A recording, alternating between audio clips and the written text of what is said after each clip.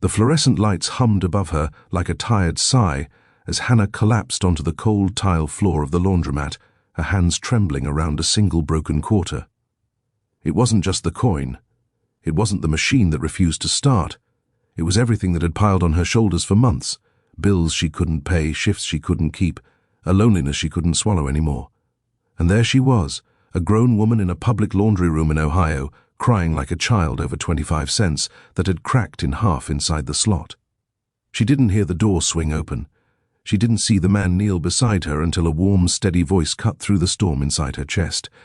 But in that moment, when she lifted her tear-streaked face, everything in her life quietly, unexpectedly, began to change.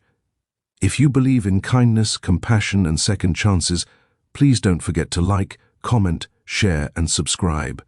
Your support helps more stories like this reach others who might need them.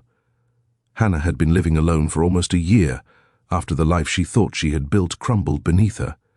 She had moved to this small town for a job that didn't last, stayed for a relationship that fell apart, and found herself stranded far from home, with only her pride keeping her from calling her family.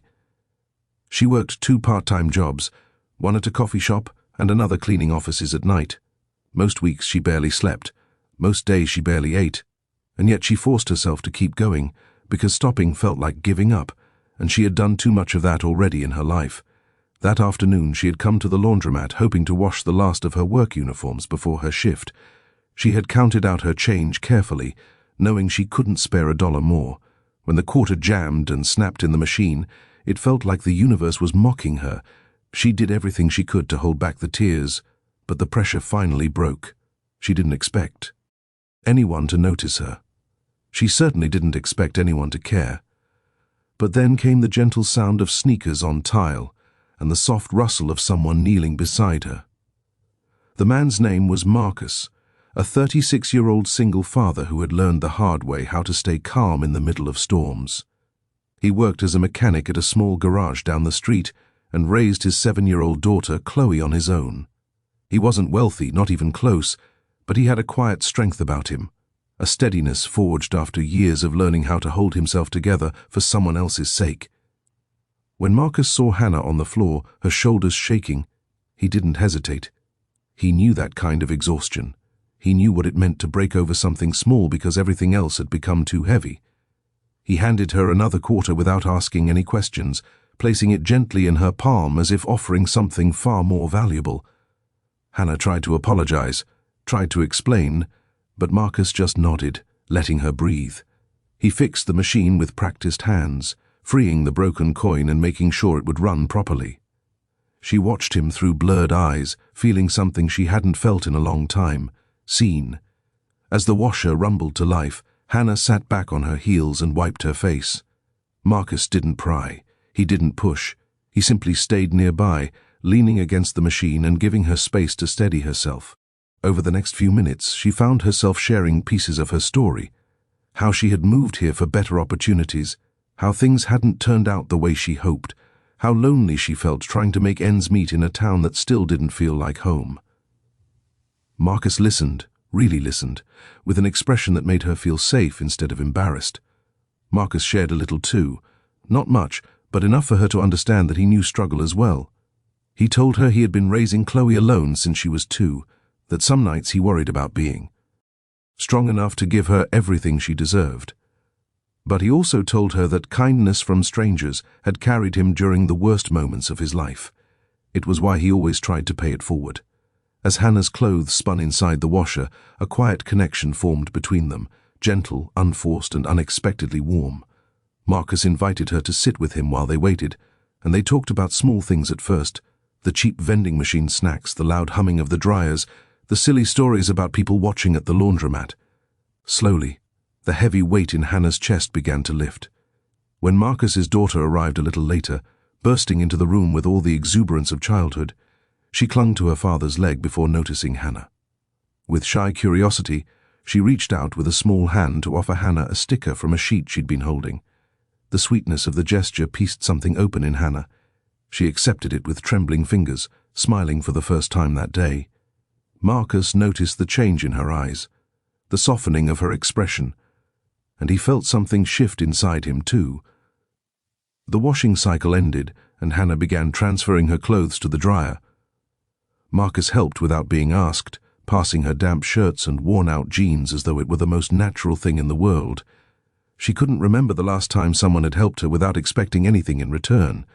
That realization made her throat tighten again, but this time it wasn't from despair, it was from gratitude. When her dryer cycle ended, she hesitated before gathering her things. Something inside her didn't want to leave the peaceful moment she had found. Marcus must have sensed it, because he asked if she lived nearby. She nodded, telling him about the small apartment she rented above a convenience store.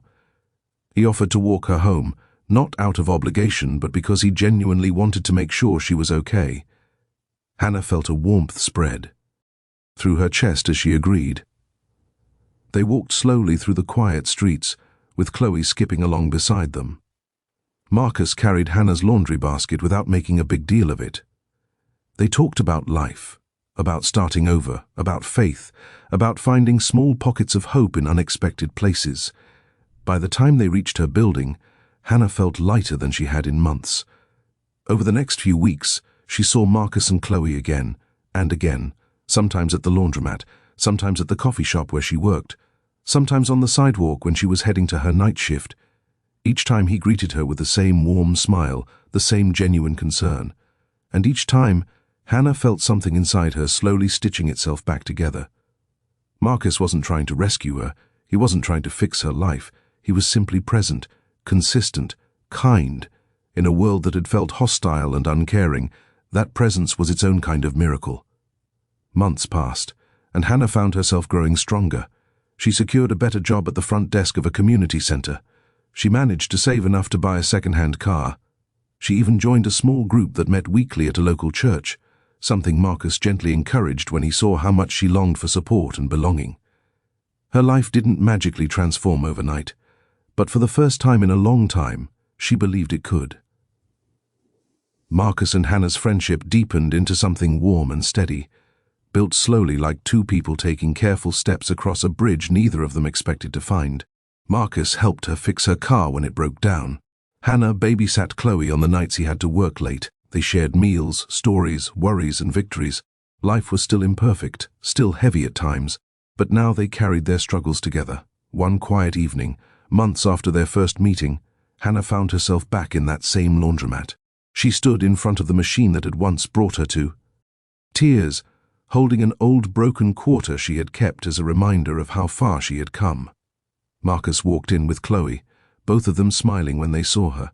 As he moved to greet her, she looked at the cracked coin in her hand and realized something profound. She had come into this laundromat broken. But she was no longer alone. If this story touched your heart, please like, share, comment, and subscribe. Your support helps more people hear stories that restore hope and remind us that kindness matters. Before the ending, let us know in the comments, have you ever been lifted up by a stranger's kindness at the moment you needed it most? And as Hannah slipped the broken quarter into her pocket and walked toward Marcus, she understood that sometimes the smallest things, like a cracked coin, a simple kindness, or a moment of compassion, can become the beginning of something beautiful. Sometimes the machine isn't the only thing that gets fixed. Sometimes broken hearts do too.